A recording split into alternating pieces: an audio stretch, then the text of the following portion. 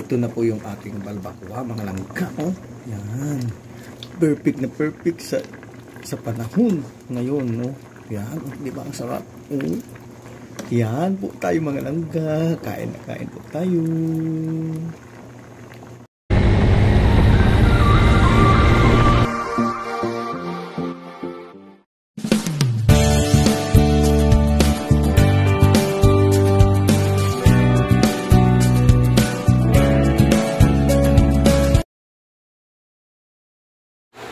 For this video ay may nagbigay po sa akin ng balat ng baka na nakalaga na. Yan po, oh.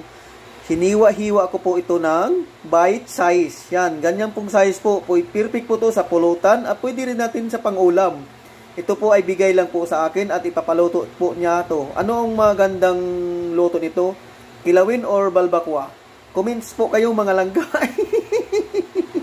Let's go! Ito po. Diba? Ganda. Ito mga langga, pinapakaluan po natin yung ating pinakabalat ng baka.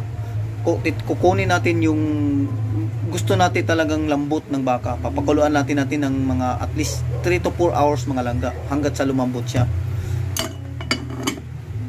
At ngayon ipapakita ko sa inyo ang pinaka-ingredients niya. Ito. Mayroon po tayong tea beets. Yung pineapple na mga maliliit para pangdagdag mayroon tayong aroma na tamis yung ano natin balbacoa. At mayroon tayong isang pirasong tanglad. At ito yung nagpapaamoy niya, nagpapabigay ng sarap niya yung sibot or tungkoy ba to sa Bisaya. Mayroon tayong luya. Didiktitin natin to at mayroon tayong patis, kunting patis lang ilagay natin kasi para hindi maalat. At ito yung green peas para dagdag din sa lasa. Mayroon tayong beef cubes para talagang siya, lasang-lasa siyang baka. At ito ang seasoning natin, magic sarap. Mayroon tayong 3 pirasong siling green at mayroon tayong bell pepper na nagkakahalaga to na 38 pesos. Ang liit lang, no? At mayroon tayong sili. Mayroon tayong aswiti. Itutunawin po natin ito mamaya sa tubig na mainit. At mayroon tayong 3 pirasong sibuyas at bawang. Mayroon tayong dahon ng sibuyas. At ang ating pamintang durog. Yan na po yung pinaka-ingredients niya mga langga.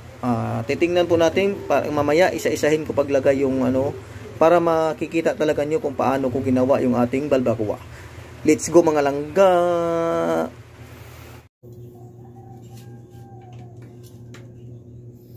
Lagay na po natin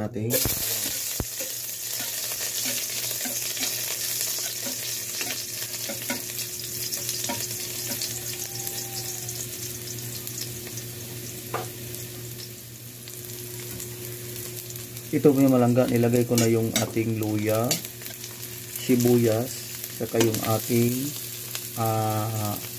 bawang. Yan, pinagalo-halo ko na yung 3 ingredients.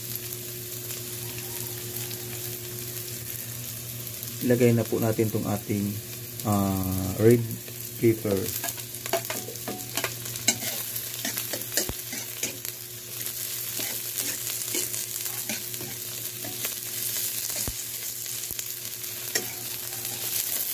Igisa-gisa lang na natin to hanggat makukuha natin yung aroma niya, yung bango.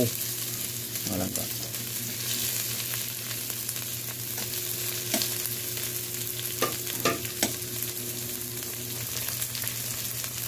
Ilagay po natin itong mga langga, itong dahon ng sibuyas para nandyan yung bango niya po.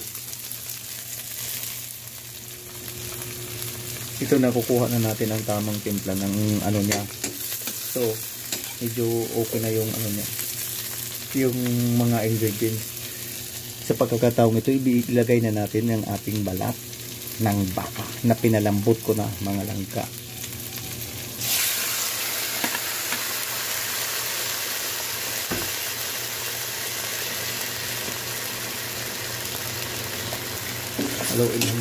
Haluin lang natin ito para yung niya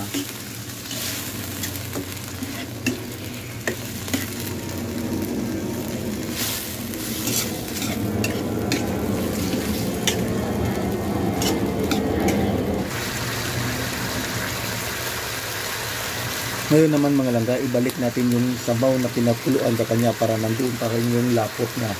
So, ibalik natin to. Yan. At itong pagkakataon ito mga langga, medyo kumukulo na siya. Pwede na natin ilagay ang ating beef cubes.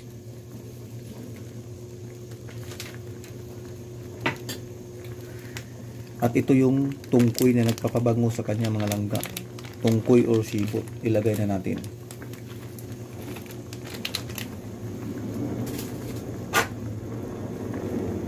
Ilalagay na natin itong ating paa ng manok by steak. Yung tanglad.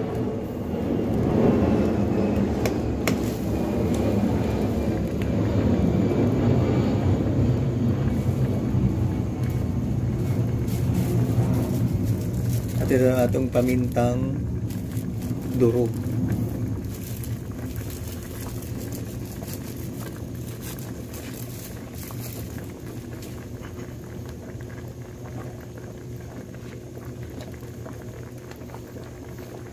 Lagyan po natin siya ng kunting patis mga langga. Kunti lang mga langga. Adjust na lang po natin yung ating timpla hanggang makuha natin ang tunay na lasa.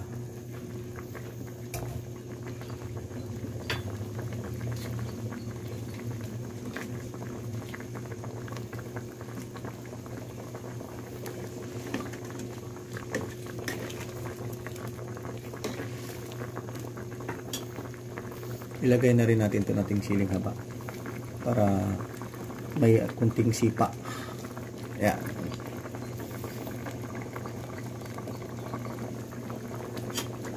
Halo-haloin lang natin.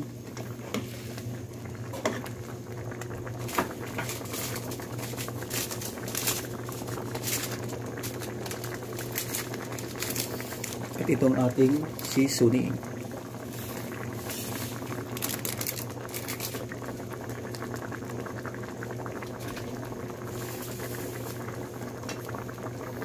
O diba, kumukulo-kulo na siya mga langga. Ang bango. Ang bango ng tungkoy niya. Nakikita ko na, amoy ko na yung tungkoy niya. Ang napakabango.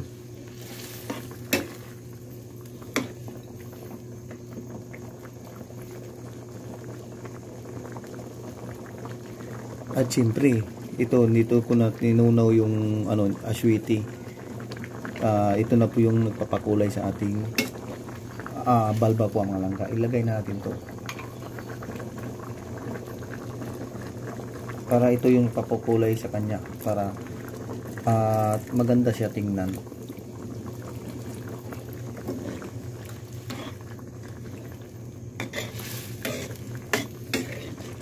Yan, diba nakikita nyo medyo na siya, kulay pula na.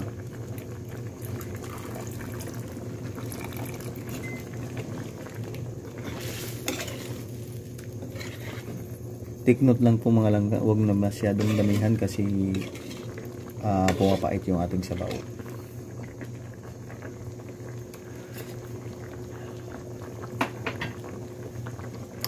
Sarap na. Napakasarap. Tingnan mo langga, o diba? Napakalapot na nga yung sabaw niya mga langga. Yan, ito po yung tunay na balbacoa. Ang bango.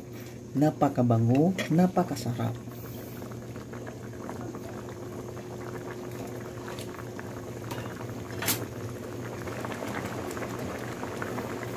At ilagay na natin itong ating natitirang dahon ng sibuyas mga langga. Oh, ito na po yung pinaka-finish product niya mga langga. Nasa inyo lang kung magdagdag kayo ng sabaw. Pero sa akin ito na lang sa tama na ito mga langga kasi medyo marami na itong sabaw. Malapot na siya mga langga. Papakuluan lang natin to hanggat siya sa lumambot pa sa tanang lumambot. At dedikit yung yung pinaka-aroma ng mga ingredients natin. Pero sa akin ito na kasi sakto na yung lambot ng barbacoa at yung yung sabaw niya, timpla.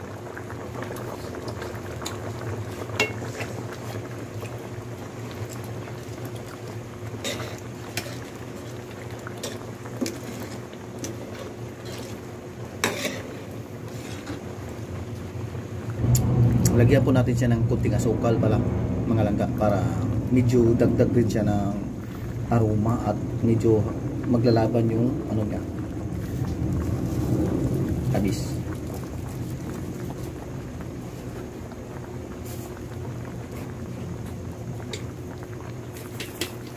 Tatakan po natin ng Ajinomoto.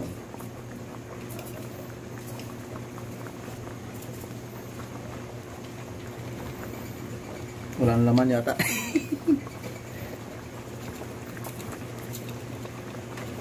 Yan. Kunti lang.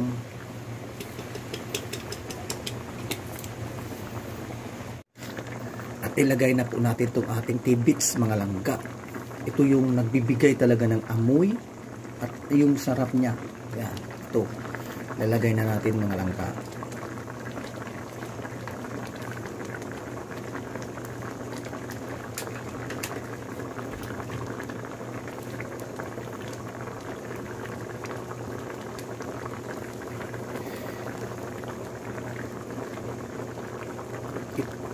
Ito na yung ating balbukuwa para padagdag ng lasa. Ilalagay pa natin ito tidbits yan.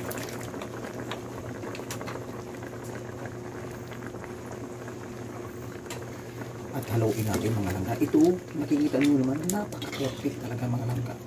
Napakabango. Yan, kita nyo. Ang sarap talaga nito balbukuwa. Perfect na perfect sa ating tag-ulan na panahon mga langga. Yan, sarap. No, kita nyo. Sus, ay sabaw pa lang kulang na. Lagyan po natin siya ng dry fish mga langga. Yan.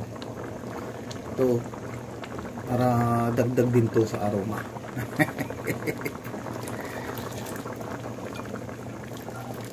Yan.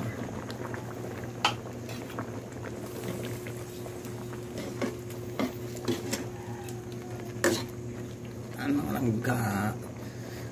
Sa halip na black beans ang ilagay ko, ito na dry fish. Yung pala yung nabili ko.